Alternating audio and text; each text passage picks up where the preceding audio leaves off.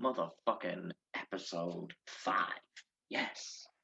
I'm buzzing, right? Because 5 bands decided, or 5 members, or multiple members from 5 different bands decided so far to actually speak to me in regards to the hardcore project. It's really cool. So thank you so much for your time there. This episode, as I say, episode 5 is with Nash from Nasty. This was a really cool talk, actually. We spoke about Nasty from pretty much when they started all the way through. I mean, you know how the graft goes. Yeah, we covered pretty much all their tours, or predominantly a lot of their tours from back in the day, all the way up to most recently and where they were even playing. Sadly, obviously, the Rona kicked in, didn't it? Fucking Rona dick. Yeah, so check it out if you enjoy it. Get it shared about. But yeah, please enjoy, and we'll go from there. Thanks very much.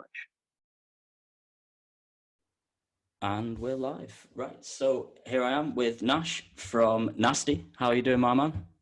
Hello, everybody. I'm doing very well. Pleasure to be here. Yes, man. Thank you very much once again for coming on here. It's been an absolute pleasure to get you on the actual podcast for a start. So again, thank you for your time.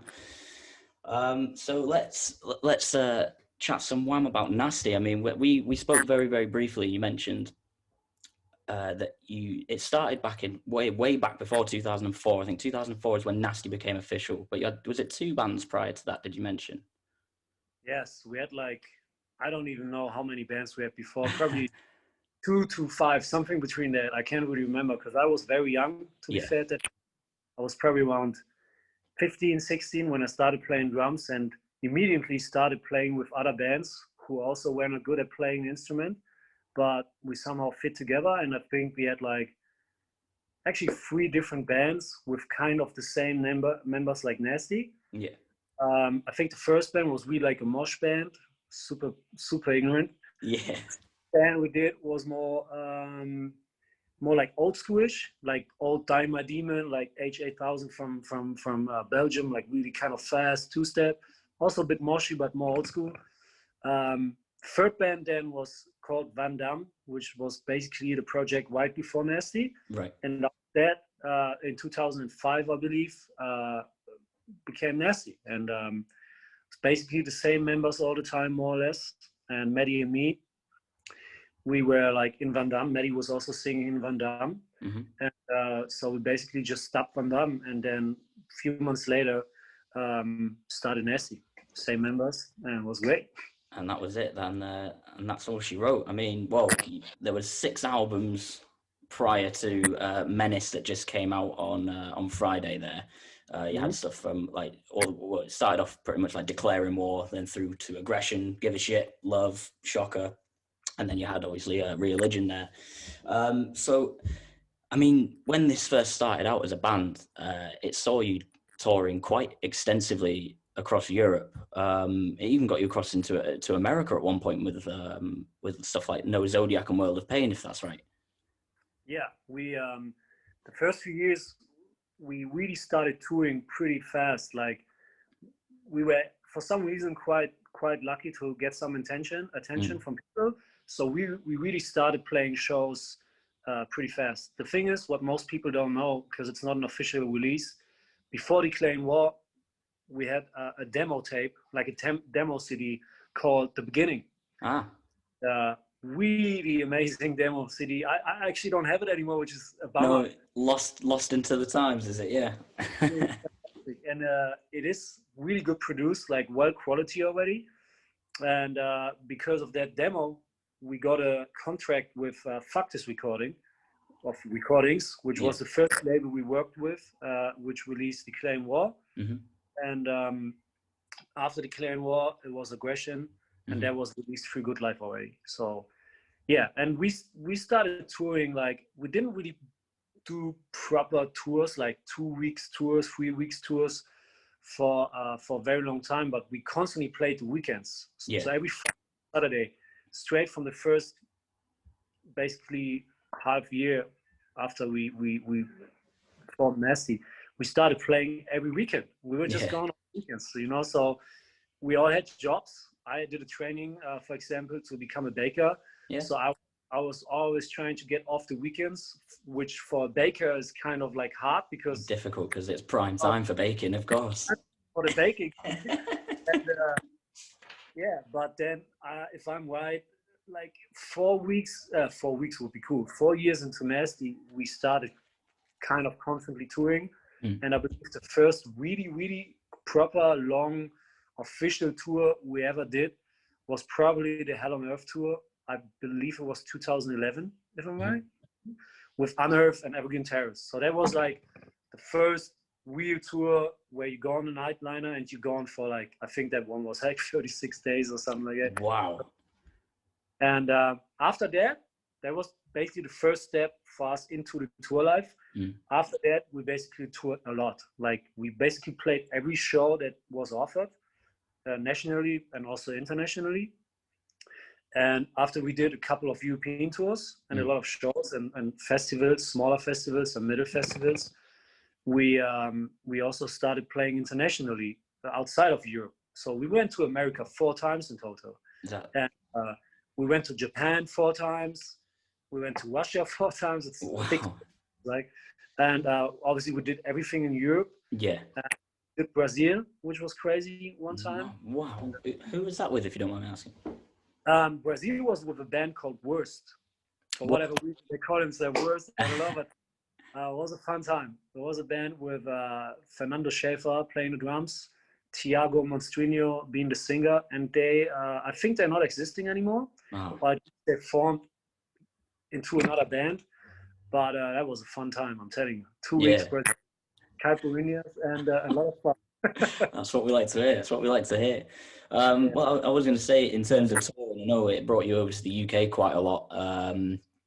I don't know if it was one of the first UK tours, but I know one of the tours I think I saw you on when I first saw Nasty in the UK or ever was with Arcrania and Sentenced.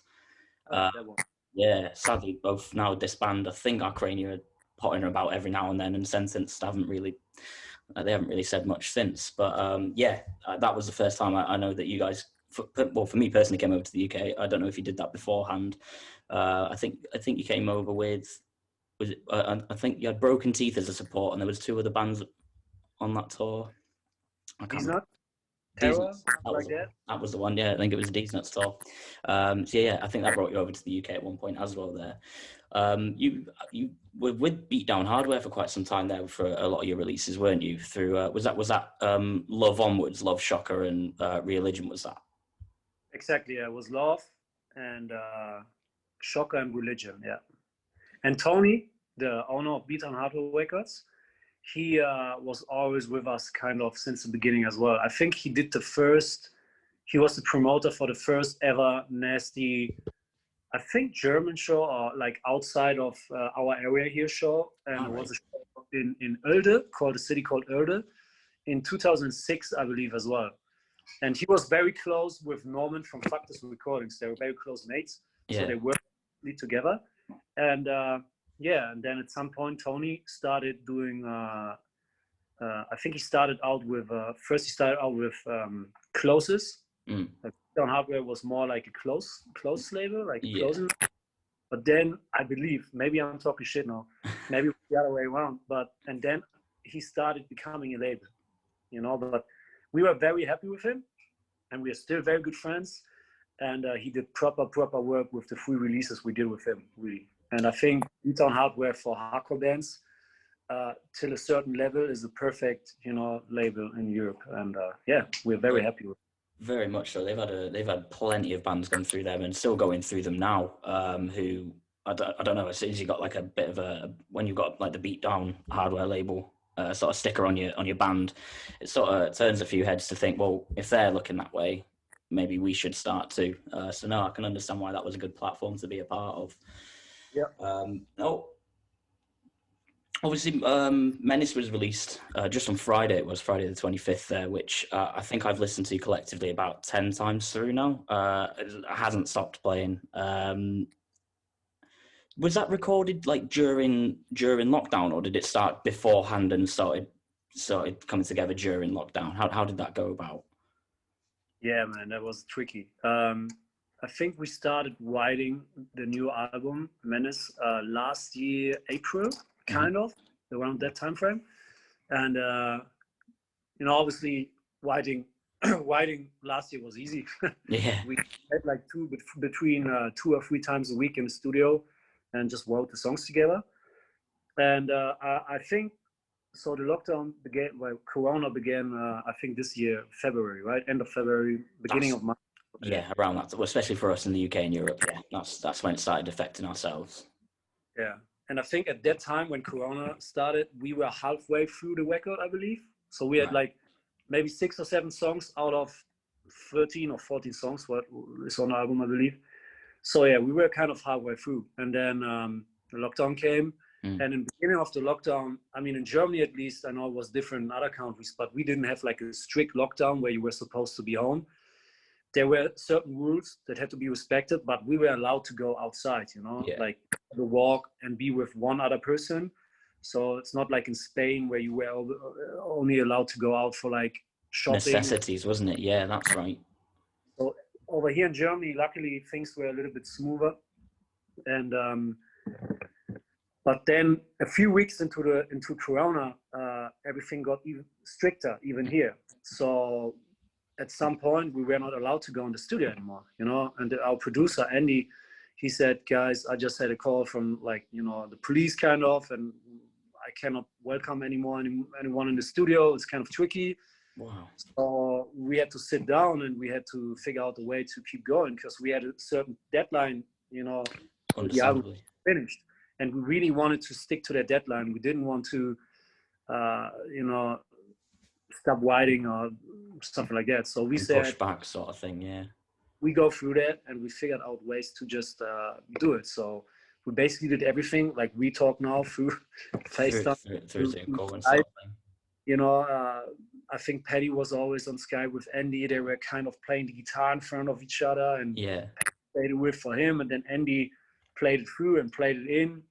And I did the same thing with the drums. I talked to him right here, like I'm talking to you now.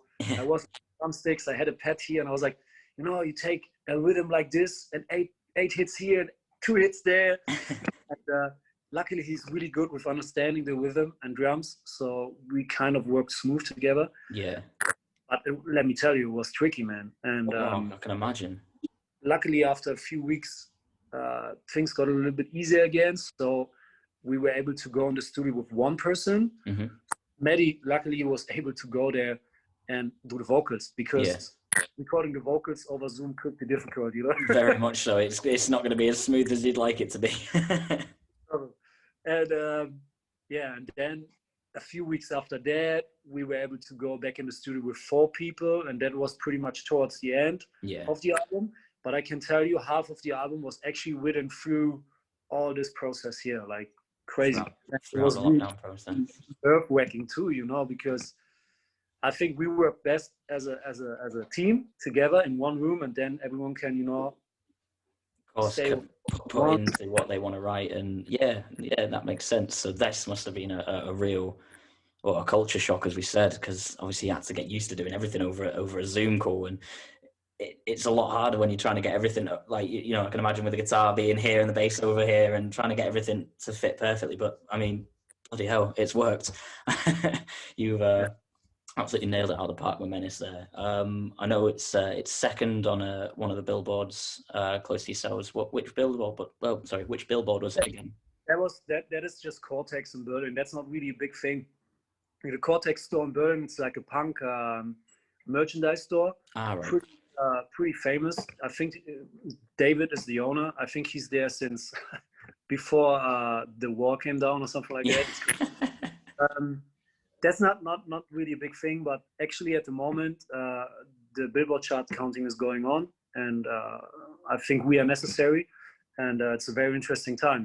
It's going till Friday still, because the Billboard chart counting is always for 1 week. So we released last Friday, so it's till next Friday, so 3 more days. And we'll see, man. I have no idea. I can't really see where you're at the moment or anything. But no, of course, you just kept in the dark until the week's up, aren't you? And then it goes, right, this is what you got. It's like, why can't you tell us? We're probably very excited to see, and it's a big surprise. We'll see. I have no idea. No one of us knows. Well, from what I've seen, certainly around my bubble of friends and on social media, they've all been sharing around Nasty in any way, shape, or form. I've still got tons of merch from you guys from previous UK tours and festivals that you did. Some of the lower ones that you mentioned before, like the medium-sized ones that you did over here. There was Ghost Fest, for example. That was a real good showcase for yourselves. I think you played in like the second stage, so you had like the tiny corridor stage in Leeds. That was that was a fucking fun time. I got hit in the head a couple of times, but it's all part of the fun and games. Ghost Fest was a pretty cool thing, but it stopped, right? Yeah, 2015 was the last one, sadly. I think people do every now and then sort of reminisce and go, do you know what? We'd love to have another Ghost Fest, but I'm highly doubtful that we'll ever see anything like that again. But I mean, we've got other festivals coming up, like that you were about to play was Fury Fest in April, with the likes of Malevolence, Desolated, the Acacia Strain. My goodness, that was going to be in April, wasn't it? Which again, was with Nasty as well, right? I guess. Was it? Yeah. I think it was a UK exclusive. I think you were just doing Manchester and London. Yeah. Oh man, what a bummer! They would have been very cool, I think. Yeah, and again, you'd have been with good friends there, with like Malevolence and Desolated. Do you still keep in contact with like Paul from Desolated and stuff, as you said? I know we spoke briefly about that. Oh yeah, I mean, Paul and me, we have. I barely see him. I see him understandably twice a year if I'm lucky. Yeah. But I once helped out Desolated when their drummer from America couldn't make it over because of a visa issue, I believe. Right, yeah. Well, Paul called me and asked me if I could help them out on the tour with, I don't even know what tour it was, but I said, of course, man, because luckily at that time I had nothing really to do. And I said, let's go. Brilliant. And I went over to England, flew over, and I stood at Paul's place for a couple of days while we were together. And that's how we became even a little bit closer. I met his ex-girlfriend at that time, I met his dog. He was a dog owner there. And I really just like the guys from Desolated, especially Paul. Jake, who's sadly not in the band anymore. Very nice guy from London, And good friends, really. Every time I see Paul, I'm very happy. We're good friends with the guys of Malevolence as well. Did a couple of tours and a lot of shows with them. Yeah, and one of them was the Taste of Anarchy tour with was it Aversion's Crown, Sand, and was it Vidja, I want to say? Yeah. That, again, another that was another Taste of Anarchy, wasn't it? Was it? I want to say it was. I'm not too sure though. Taste of Anarchy. I think we only did 2 Taste of Anarchy so far. I think that tour with Aversion's Crown had another name. I can't really remember what it was. But I think Taste of Anarchy was only 2 previous other ones. Yeah. But Malevolence, I mean, luckily for them, it's kind of working well as well. I mean, awesome band, Yeah, fantastic band. Kind of play a lot. So I see them every time with Nasty. We play a show together. Yeah. But also beside playing drums and Nasty, I'm a tour manager and production officer and assistant. So I'm also on festivals a lot beside Nasty. Understandably, I would see them when I'm not there with Nasty as well, which is fun, That's where you want to be. Yeah. And man, I like Charlie a lot. Charlie's considered my little brother, the drummer, because we kind of, he's Dude, you have a similar look. Now that you've said it, do you know what? It's just sort of clicked, and I've gone. And they're both drummers as well. That's how you look when you play the drums, I believe. You couldn't tell the difference. Switch them over and be like, hold on a second. This nice. It's a cool group of people, really. A little bit crazy, but everyone is kind of crazy. So well, especially in our scene, I think it helps to be a bit crazy. It helps to organise and everything, certainly. Yeah. So talking more about like other bands that you've toured with, I know you did you're quite good friends, or at least I'd like to think you are, with the US band Lionheart. You did a big tour with them, wasn't it? Over in it was across Europe. I know I went to a Stuttgart and a Munich show. Went to backstage. Now, if you'd have said when I went to the Stuttgart show, it was quite tame. then they go nuts. That, you know, they throw themselves around and stuff. But when I went to Munich and that backstage, that specific venue, I didn't know there was like beatdown crews and stuff in Europe and stuff like that. And wow, they go in like when as soon as you guys stepped up, I don't even think you'd actually started playing yet, and pits were already starting. People had broken out, and people were just punching and kicking, and it was absolute mayhem. And I mean, with Nasty, I mean, you've probably seen that quite a lot over the years, haven't you? Have you seen like some proper, real violent shows where it's just been like, my God, what is this? Oh yeah, of course, man. I mean, this is a. I don't want to make too much out of the topic, but it is a topic. You mentioned the cruise. Mm. Yeah, there were certain, or there still are. I don't really know because I'm really not into that. But certainly still cruise, and I think there were always kind of problems at shows because crews had problems with the regular audience and stuff like this, which is wrong, I believe.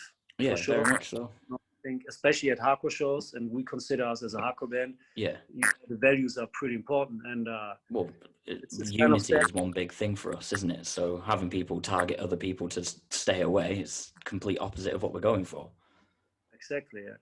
So me personally, I really don't want to see that at shows that you have 2 or 3 or 4 different groups or whatever, and just because you're in a certain group, you see the other one as a target or as less or as more or whatever. This kind of stupid. But yeah, we have seen some violence, obviously, because apparently Nasty attracts these kinds of things or these kinds of dancing stuff. Never understood why. No, we are not like police officers. I don't want to be on stage and tell people how to dance or how to not dance. I always enjoying yourself. Like common sense, and I believe running towards someone and punching him with a bare fist in the face is probably not common sense. No. You know? But luckily, very luckily, our shows are always kind of packed.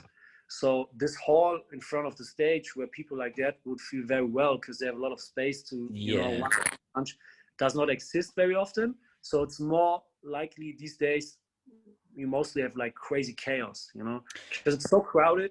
You have like stage where people go nuts, and you have like obviously some people go super crazy, but it's just a whole fucking cooking, boiling pot in front of the stage, just nuts. It really is fun for the band. It's much better than just seeing a big hall and you have 5 people basically fighting MMA against each other. Well, you've done that now. You've seen that side of it. You've built yourself up through the ranks, and now we're at the stages where, as you say, and I've seen it firsthand as well, people literally just stage diving during songs like Shocker and stuff like that, just right into the people, not carwheeling, but certainly like front flipping into the crowd and stuff, and it's absolute mayhem. But as I say, it must be so much fun to see, especially from your perspective, because you've got it all from here as being the drummer, so you can you've got the best vision. I'm usually sitting on the highest position in the room. Of course. So I see it all. I'm so focused on playing the drums, so I'm not really like looking around, but you know, sometimes special moments happen. Sometimes I have a second where I can look into the crowd when I don't have to play something, when Paddy does something. Yeah. It gives me so much, man. You know, it's like my life is awesome. And I tell you, 2 years ago, we did the last headliner tour, and we played Bochum, Session Bochum here in Germany. Right. The show was luckily sold out, crazy. And, you know, this Bochum, the city is kind of like our area. It's kind of close to my home city and kind of close to Belgium. Right. So we had so many friends there, and all our families came. It was a fantastic evening. It's just one big show for you, wasn't it? So family and friends. So my parents were there, my mom, my sister, you know, who obviously they don't have anything to do with hardcore. You know, They know I'm playing this music, and they really appreciate it. They like that I'm kind of successful with it, and that this is what I love to do. And so they always say, go for it, it's awesome. But obviously my mom is not like a hardcore kid. So started playing the show. I was setting up. We started playing the first song at this Bochum show. Everyone went nuts. People, bodies just flying around. Awesome. And then there was a certain moment, like I just described. I didn't do anything. Paddy was playing the guitar. So I had a second. I looked down. And the first row, I swear, my mom and my sister, the first fucking row. No way. And this was one of the greatest moments in my life, you know. It's like seeing my mom and my sister there sing along with our songs. There it is. Mind blowing, really. One of the best feelings ever. It's like, can't describe that. No. And I was happy that they made it out without injuries, because, you know, they stood there the whole show from the first to the last. And it's amazing. And actually, my sister, if you listen to the song Scheiße from Love, German song, in the very, very end of the song, there's a little girl saying Scheiße. Scheiße. My sister. It's actually my sister. You know, she was probably 12 or 13 when she did that. And did she know what she was doing that for? Or did you just get her to record the word? I think she found it quite cool, obviously, because she knew she would be on the record, you know. Understandably. It's funny because when we played Scheiße live, the last few rhythms of the song, Maddie would go down and hold the mic to my sister, and she said, Scheiße. It's amazing, you know. There you go. It comes around full circle, doesn't it? Yeah. You know, moments like this, like these moments, these are like absolutely fantastic, you know. You can't put them into words, can you? It's just, you've got to live it. Yeah. And then with the violence, obviously, I mean, back then in 2006, 2007, 2008, up to 2012, 13, we played crazy shows where people basically killed each other. I remember we went to America the first time, we played Brooklyn. And Maddie and me, in the middle of the set, we were looking at each other and we were like, this is not real. People were throwing like chairs and tables on each other. Everything that could have. I mean, I was telling Maddie after the show, if I would have to describe my mom what kind of music I'm playing, I would show her a video of this show. She would basically think I'm like mentally retarded. Yeah. You're not going to shows again. You're not playing in that band. You're staying at home and wrapping you in bubble wrap. And then, because you're from England, I can tell you, we played probably the most violent shows, top shows were in England, for sure. Yeah. Definitely that show in Brooklyn, crazy when it comes to this stupid violence. But in England, there were 2-3 shows. Maybe it was that Ukrainian tour, I'm not sure. But there were a few shows where the ambulance was just coming. I think it was every 2 minutes, and I just looked at Maddie again. I was like, man, what the fuck is going on? How have we managed this, lads? It's like a injury production. You know, like you produce injuries through your music. It's crazy. Man. It really is. I think some of those shows, if memory serves, one of them was a Birmingham show. It always seems to happen in Birmingham, where I'm pretty sure I think there was 2 or 3 ambulances that ended up getting phoned out in the end just for that show, and it baffles your head. But sorry, Mom. I don't know. It's what I do now. When I was 15, 16, 17, I was like that, you know. I would go on the pit for Hatebreed. When they play Pressure Festival, I would go to Pressure Fest. Yeah. I would buy more tie pants, very short ones to kick higher, you know. The kick higher, yeah. You know, we've all been there and done it.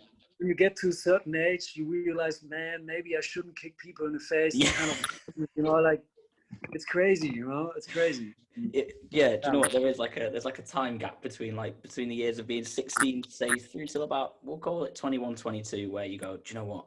I'm gonna hurt myself and at least another 2, 3 people around me. And then, like, on your 22nd, 23rd birthday, like, you mature and go, why can't I just be in a band instead? And other people can do that to my music. And that's usually what happens. I've missed out on that. I should have. I've never really got into like a band or anything. I tried and then I stopped. But I'm playing bass at the moment, so that's taken its toll. But enough about that. That's a different discussion for a different day.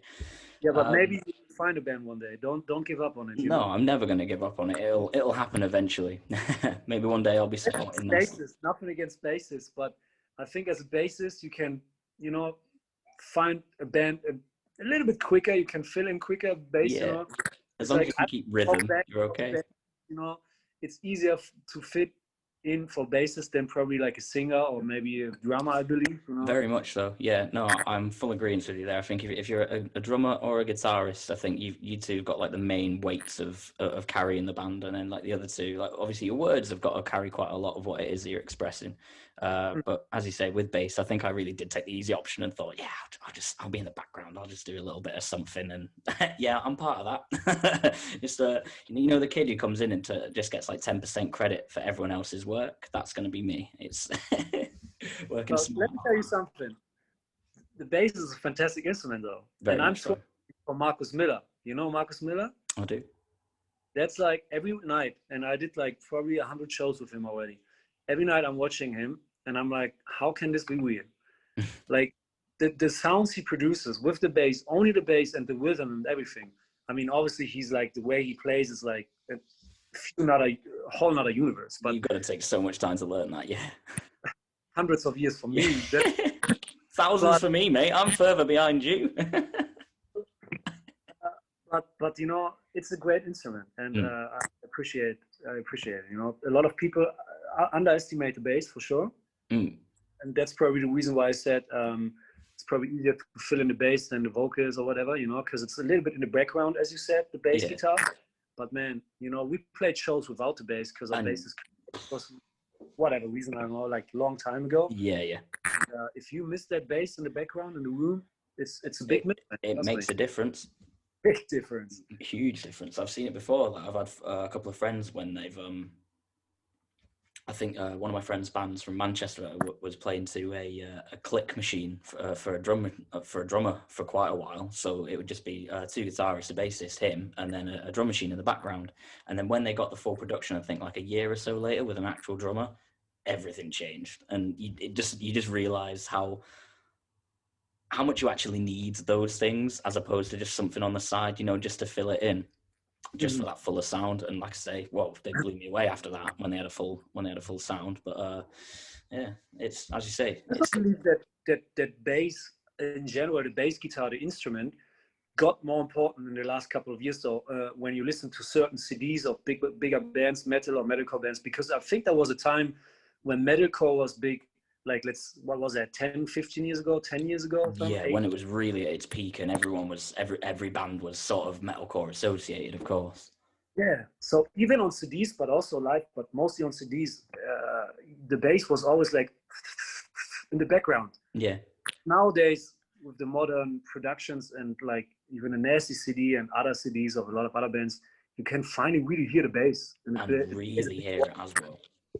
And that's very nice. You know, it was kind of sad to hear the bass always in the background and being a little noisy in the back, but that's it. Yeah. That's very important, man. The bass, yeah. No, I like that you said that, because thinking about it now, you probably watched a few sets on it as well. Is you know, Hate5six on YouTube? You know how he does like all like the sets that he films in America. Okay. You see, especially in his videos now, bass is actually becoming so much more prominent. Like,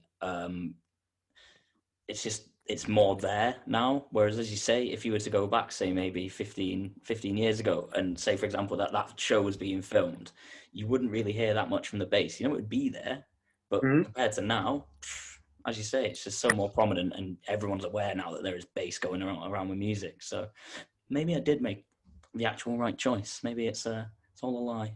You gotta find a band soon. Yeah, I will. It's certainly my goal. I'll get it done eventually.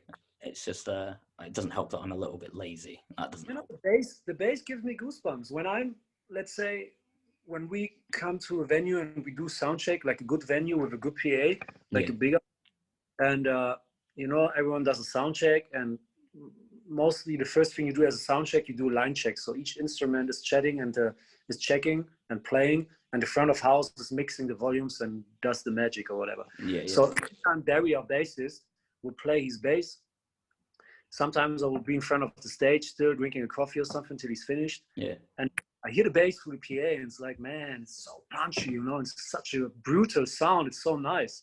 And thinking about the idea that this wouldn't be there is crazy to me. So, man, I love the bass, especially nowadays. The bass sounds, you know, you get a sense amp and you turn a few wheels on the equalizer, and that changes. Perfect. You know? It's awesome. We'll have lead bassists soon when we'll have background guitarists. That's going to be hardcore in the next 5 years, mark my words.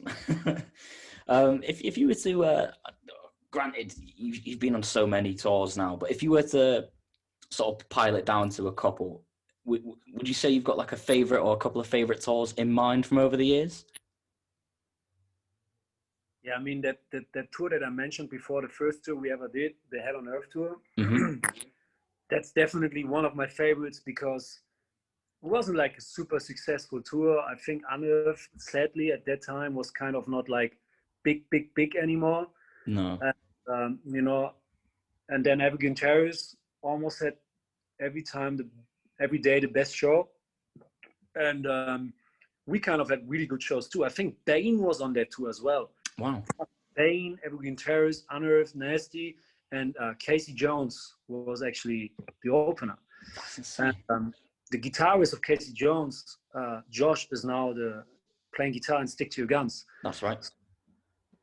That tour was, first of all, it was very special to me personally, and I think to the other guys as well, because it was our first commercial big tour on a nightliner, which is always very, very special for every musician, I believe. Yeah. Being on a nightliner for the first time, and you know, playing a proper tour with proper catering, you know, everything is planned through. We had a tour manager for the first time.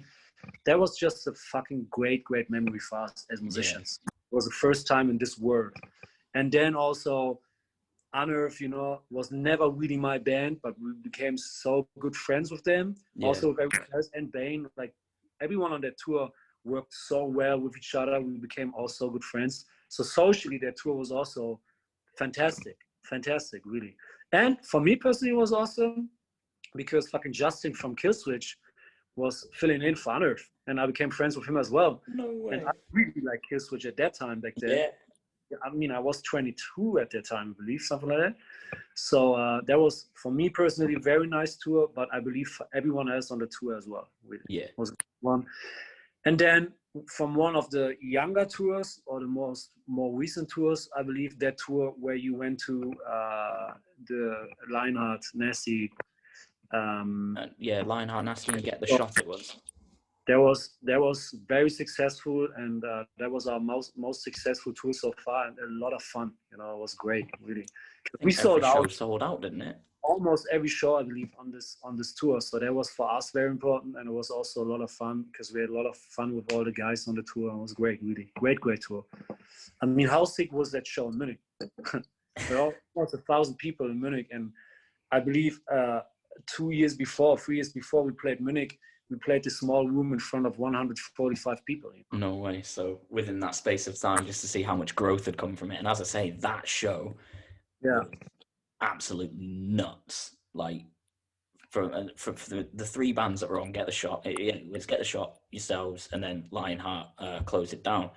And is it the bassist or the guitarist that's from Germany in Lionheart? Oh yeah, it's Wally, the guitarist. That's it. Yeah.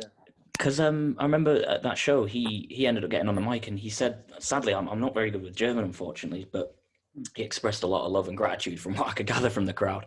And it was at that point where I was like, I thought these were an American band. And then I was like, yeah, it's clicked that he's actually in them, but he's German. Huh.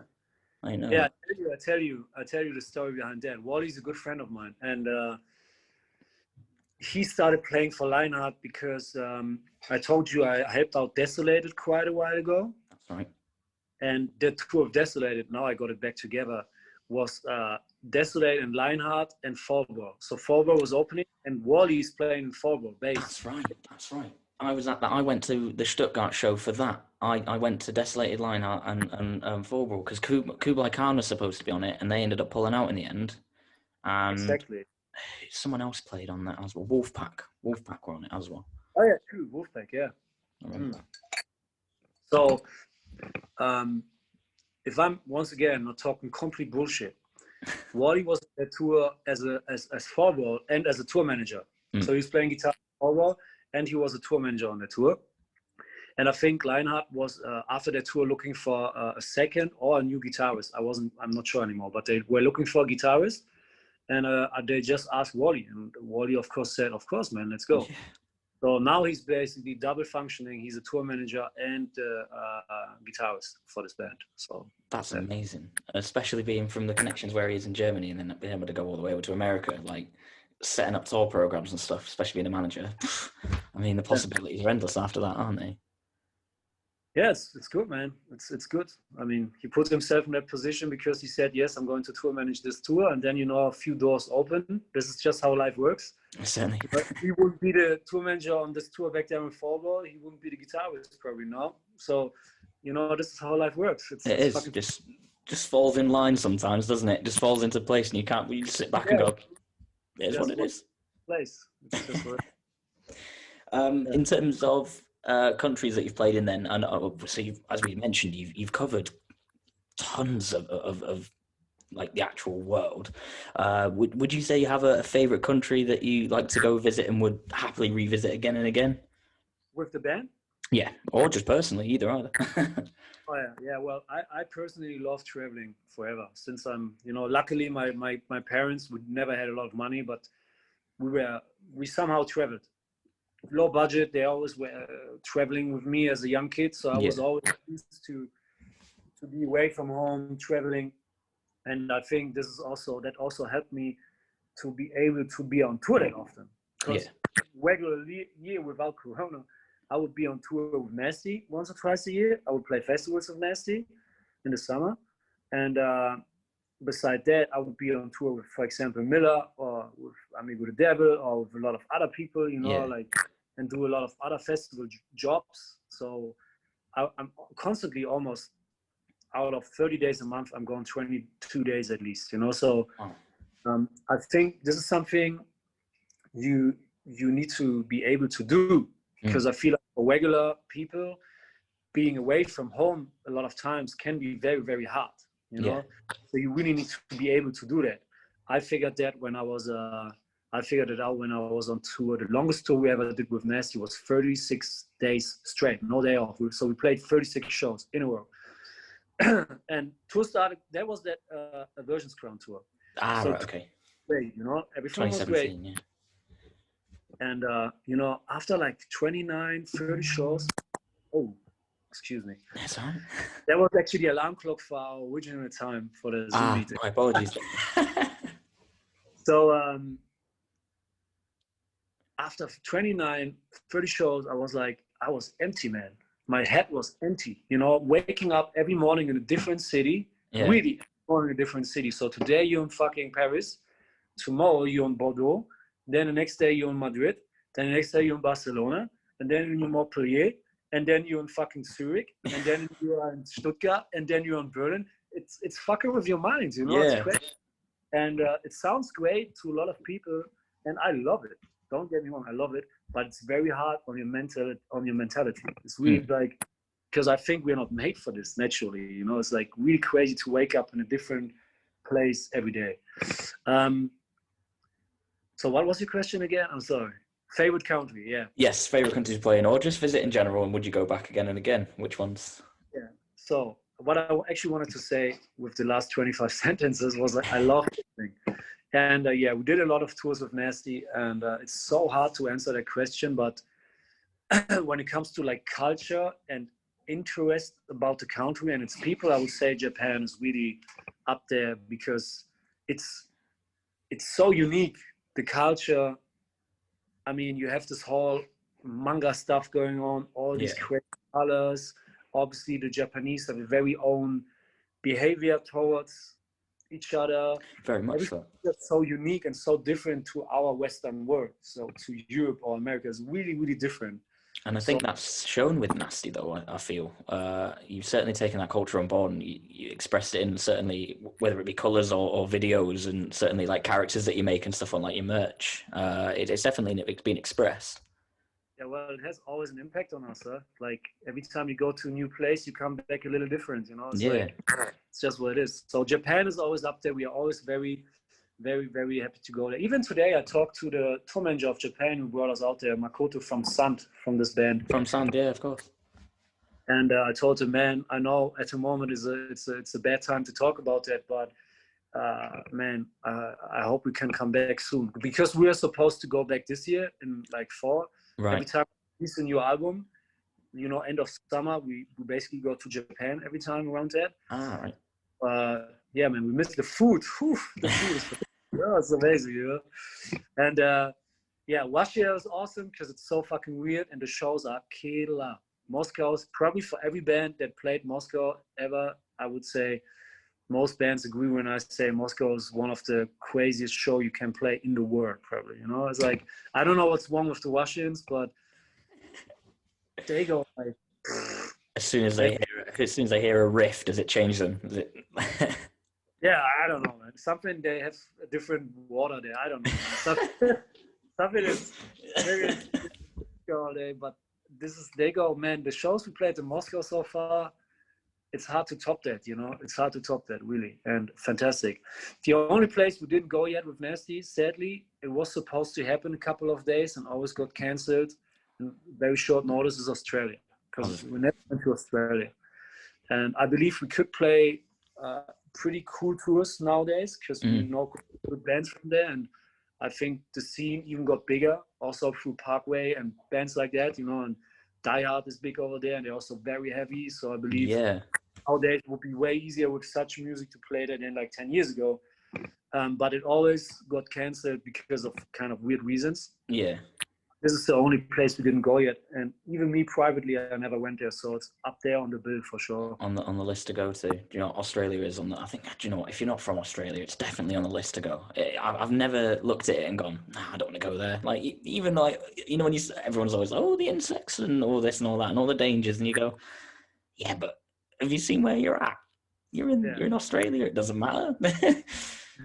I mean, I have so many friends there now, and also in New Zealand. I believe if you tour Australia or you travel to Australia, you also tend to come with the same package, don't they?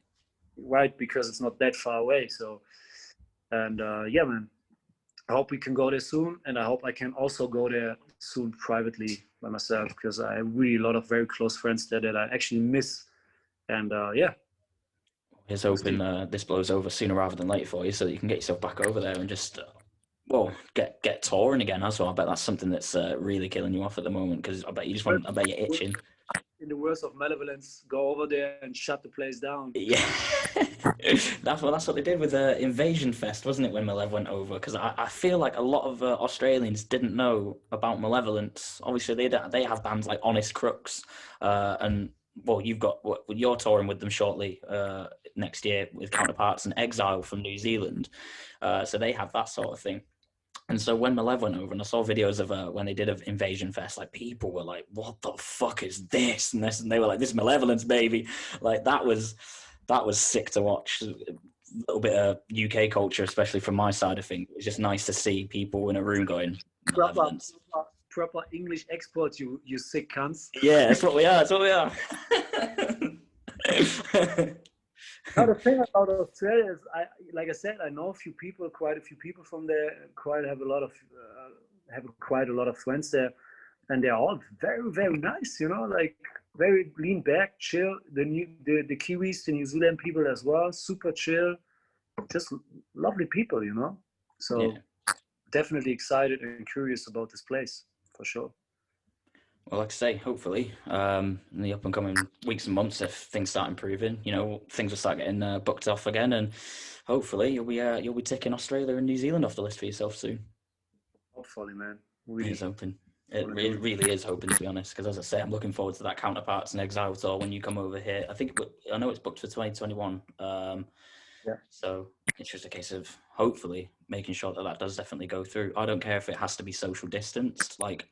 If it means that we can't like mosh or anything, it doesn't matter, because you're playing. Like, it's a start, isn't it? Do you know what I mean? So I think I'd much rather it go through that way, which it's doubtful it's going to go through that way in the UK, because we're selfish. Loads of stuff's going on in the UK at the moment, loads of kickoffs with like the whole social distancing type of things. It's getting out of hand now. So I imagine we'll be going into a lockdown shortly again soon, just to tell the UK off, basically. But you know, we'll worry about that. Have the Brexit thing going on, you know, that's sad news now. But it's going to be definitely much harder for bands to come over, because I saw restrictions and the new rules and laws that will basically take place soon. And I can tell you, and that's very sad, that a lot of bands probably cannot afford to come over anymore because they have to pay for visa, which is very, very expensive. And it's going to be a problem, man. It's going to be a problem. Bringing merch over as well, was it going to be a big was going to be a big bit of trouble, wasn't it? Because the amount of sort of kilo amounts, so weight amounts that you're bringing over from your country, they were going to start taxing it even heavier. So say, for example, you're bringing, 3 boxes of hoodies, loads of t-shirts, and your vinyls and your CDs. That's extra haulage that you've got to then pay for. So again, yeah, leaving the EU was a very bad decision that a lot of people made, and they're paying for it now. But yeah, you know what? I'm really not into this. I mean, I like England. I have a lot of friends there as well. Yeah, I've even kind of living there when I was younger a little bit, because my parents, they used to sell chocolate at the Camden Nothing Hill Market in London. So they would go every time over for the weekends. Every weekend I was in London, basically. Yeah. So I have a very close connection to England. I think when I was like 13, 14, 15, I was 40 weekends a year. I was in London, in England. So I got used to the culture, and I love it over there. And so it was kind of sad for me to see that, the guys want to go out of the EU, and for whatever reason, I don't know shit about that. I'm not a politician. I'm not a business. neither am I. It goes all well over my head as well. Yeah, but it's going to be definitely hard for bands, even besides merch, because I read the article about what's going to change. And for example, when we came to England as a band from Belgium and Germany, it was kind of always a little bit harder because you had to wait at Calais, and then take the ferry, and the border control was pretty ready. But it was not really like a financial issue, really. The only financial issue, extra cost was the travel to get there, right. But now in the future, once the Brexit is really like done or whatever, I think every artist visa will be around, I don't know the exact amount anymore, but it was something like maybe $400 or something like that. So if you're a band and you have a tour manager and a sound guy and maybe a driver, that's going to be a problem. Because if you only get like a guarantee of, let's say, £2,000, of course, £2,000 are gone for the visas. So I really hope they will renegotiate the circumstances there and find a solution to, make culture take place. And because I think it's going to be very sad for the kids and also for the bands to not be able to come over to the UK anymore. And only like very, very big artists and artists that can afford to play the visas, but not the smaller ones anymore, That's it. And then it's trying to get them to come over on sort of like the artist, like the bigger artists. But it's like, they're not going to be able to bring everyone over, which, I mean, and it's not down to them, sadly, at the end of the day. It is going to be one of those things. But I think there will be renegotiations. But again, as we say, we're not politicians, so we'll never be able to. We'll never discuss it, unfortunately. But imagine if we did. That would be we'd have tours every day. Never stop touring. These days, these days they motivate me to become a politician. To be honest, really, like. I was never into politics, but these days I'm like, I should become a politician, really, just to try to do good things, like, it's weird. Be the change. Yeah, really. Well, that pretty much covers me in terms of questioning for yourself there. I didn't want to batter you too much with loads of stuff there. Have you got any shout outs or any bands that you want to give shout outs to? Just give them some love. Yeah, I mean, talking about England, Brexit, obviously, like you said before, hello there. I don't know if you guys still a band, but Desolated, what's up? Play shows again. Write a new album, you lazy cunts. Malevolence, what's up? And Knuckle Dust, what's up? Knuckle Dust, Bun Them Out, what's up? Hotel Truth, what's up? While She Sleeps, played a couple of shows together, never really talked together, but what's up? And that's it, man. Fantastic. Come over. And Well, once again, mate, thank you so much for coming onto the show and just chatting about Nasty and just about yourself. It's been an absolute pleasure, and as I say, thank you for your time.